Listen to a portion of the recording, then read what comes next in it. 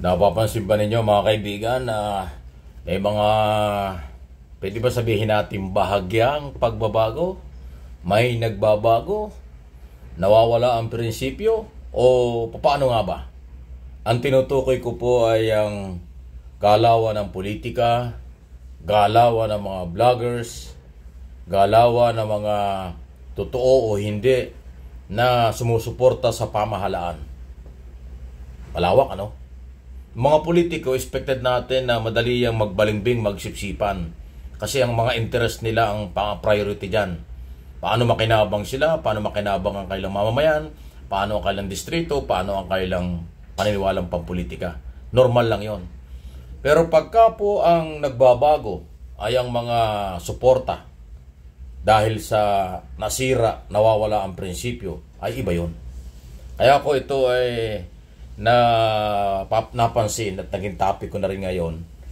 Dahil kung yung mapapansin din po, mula nung kaputukin ng istorya ng impeachment at na-impeach na nga po si Sara Duterte, Vice President, dyan sa Kongreso. Parang from day one, halata mo kung sino yung pabor o hindi. Anong organization ang pwedeng pumapabor o hindi. At sino mga vlogger na sabihin na rin natin ang pumapabor o hindi sa trial or impeachment. Okay? Ngayon po, hindi na maitago. Halatang halata mo na po na yung iba dyan, talagang ayaw sa impeachment kay Sara Duterte. At matindi na rin ang mga batikos sa ating gobyerno. O yan ho tayo yan po kayo mag-ingat. Maraming mapagkunwari nakakampi o kumakampi. Diyan ang delikado. Pero kayo po ng mga followers ko, supporters, viewers, subscribers, tandaan nyo sinasabi ko. Sa ilalim po ng Marcos administration, hindi ako magbabago. Tutulungan ko ang ating pamahalaan, tutulungan ko ang ating administrasyon. Kasi respeto ko ito sa naghalal sa ating Pangulo, at yun namang ginagawa ng ating Pangulo ay hindi naman po lumihis sa paniniwala ng Marcos loyalists, Marcos supporters at silent majority na gawin ang lahat. Hindi namumulitika. Walang personalan, walang isyong pamimersonal. Trabaho lang ang kanya. Yung kanyang foreign policy, independent foreign policy, policy sa internal at national security at iba pa, food security program at marami pang iba, okay na okay yun. Pero dito po sa mainit between President Marcos administration at Duterte camp, may mga lumiliis na po. Ayaw ko ng pangalanan. Napansin niyo? Kahit mga vlogger, bumabatikos ng matindi kay Pangulong Marcos at kanyang mga kaalyado. Karapatan naman nila yon. Pero bakit ganon? Dati kakampi. Dati pinagtatanggol nila ang gobyerno. Ako, sinusuportan ko ang ating Pangulo dahil from day one ako sumuporta dyan. Hanggang ngayon. Okay?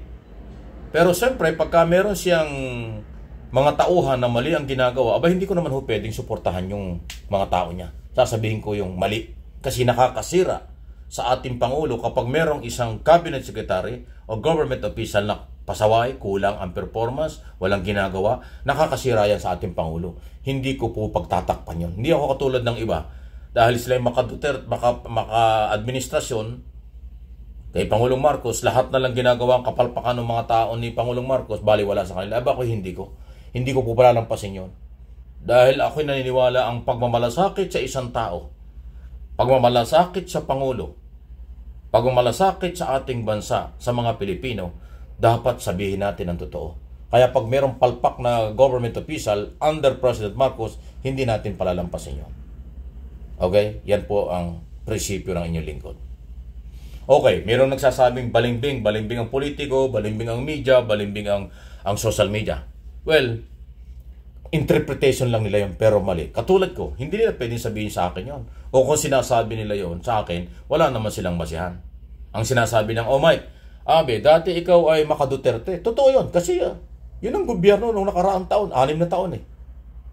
Hindi ko talaga siya kinontra dahil siya ang presidente noon eh. Nirespeto ko ang bumoto sa kanya. Kaya lang iba yung style ng kanyang yung kanyang leadership. Nagmumura. May mga human rights violation kung ano. Tiniis natin ang 6 na taon. Siyempre, tapos na yung kanyang term. May mga complainant na biktima ng human rights violation. May mga complainant na mga politikong naharas. At kung ano pa. Bakit ko naman ipagtatanggol yun? Wala na akong business sa kanya. Wala na akong pakaalam sa ganun. Tinulungan natin siya nung siya ay Pangulo, bilang Pangulo. Pero, kung pagkatapos naman ng kanyang term, wala rin siyang gagawin kung hindi siraan ang ating kasalukuyang gobyerno, bakit mo naman sasamahan yun? Pero, kung si Duterte noon, pagkatapos ng kanyang term ay sumuporta kay Pangulong Marcos, sinuportahan niya ang mga programa at ginagawa ng ating Pangulo, hindi natin iiwanan yan. Dahil ang kailangan natin ay pagkakaisa para sa kaunlaran ng bansa. Hindi naman niya ginawa yun eh. Puro personal ang batikos kung ano-ano mga paliwanag ang kanya sinasabi sa media, social media, mga speeches niya kung saan-saan, puro batikos ng personal. Wala naman hong ebidensya. Paano mo sasamahan yun? Pagmumura. Paano ka sasama? Hindi tayo robot para susian. Hindi po. Pero sumama ako kay Duterte noon nang wala naman pong kapalit yun. Hindi ako sumama sa kanyang gobyerno. Hindi ako nagpa-appoint at hindi ako kumuha ng kahit anong posisyon sa kanya. At kahit sa kasalukuyang gobyerno, wala akong posisyon sa pamahalaan ngayon. Kaya ako, kung tumulong ako kay Duterte noon, trabaho ko lang dahil nirespeto ko siya dahil bilang Pangulo noon. Pero hindi naman siya sa tumulong kay Pangulong Marcos sa kasalukuyang gobyerno, kaya iniwanan ko siya dahil ba't naman ako sasama sa mapanirang uri o grupo? Dahil meron silang personal at political interest. Hindi talaga pwede. So ngayon, nandito ako sa tumutulong sa gobyerno, walang kapalit ito kahit singkundulin, kahit ano. Wala akong posisyon, kahit anong posisyon sa gobyerno. Ako ay talent lang dyan sa PTV4, Radyo Pilipinas at IBC 13. Kaya hindi nyo ko pwedeng masisilipan. Talent lang ako dyan dahil kinuha nila ako at ako naman ay broadcast journalist. Natural, trabaho ko yun. Pero hindi ibig sabihin nandiyan ako, pagtatakpan ko ang lahat. Hindi. Pagkapalpak yung mga katauhan ng Pangulo, kahit nga sa television, kahit sa Channel 4, tinitira ko kahit kaalyado ng gobyerno. Kasi may masamang epekto sa Pangulo pagpalpak yung kanya mga tauhan. Nagsasakripisyo ako para sa kabutihan ng Pangulo. Ganun po yan. Pero ngayon, balikan ko yung issue tungkol sa mga vloggers at mga politiko at iba pang sektor dyan na halatang-halata mo na ngayon. Pro-Duterte, anti-Marcos. Dati puri ng puri kay Pangulong Marcos, lahat ay sinasabi maganda at magaling ang Pangulong Marcos, ngayon biglang pinipitik na niya, kaliwat kanan na. So ano yon? Sino yon? Bahala na kayo. Maging maingat po kayo sa pagsusubaybay, pag-monitor ng mga totoong media at ng mga nasa social media, ang mga vloggers, political vloggers, kung ano man. Kasi marami hong mapagkunwari sa panahong ito. Pag hindi nangyari ang gusto nila, kalaban na sila.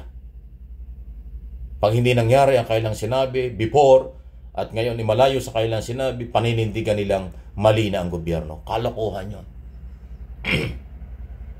Kahit sino ka man, kahit sino tayo, kung ano ang policy at ginagawa ng gobyerno, basta naaayon sa kanyang paniniwala at naaayon sa batas, suportahan natin. Ay ang iba dyan nalihis lang sa kanilang paniniwala, masama na ang gobyerno.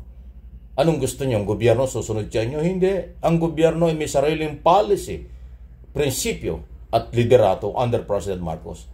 Kung ano sa tingin niya ay maganda at mabuti, under the law, rule of law, at mabuti para sa mamamayang Pilipino, yun. Kaya nga sinusuportahan ko, may prinsipyo. Hindi nagmumura, hindi na may personal, medyo late lang ang kanyang mga pagdepensa sa sarili. Mabuti ngayon, merong Undersecretary Castro na tagapagtanggol niya. Yun ang the best move ng ating Pangulo at iba pa. So maging maingat po tayo. Maraming mapagkunwari sa usapin ng Marcos Duterte, Duterte Marcos vice versa, ang politika at ibang isyo. Ingat lang po. Please like and share ng video.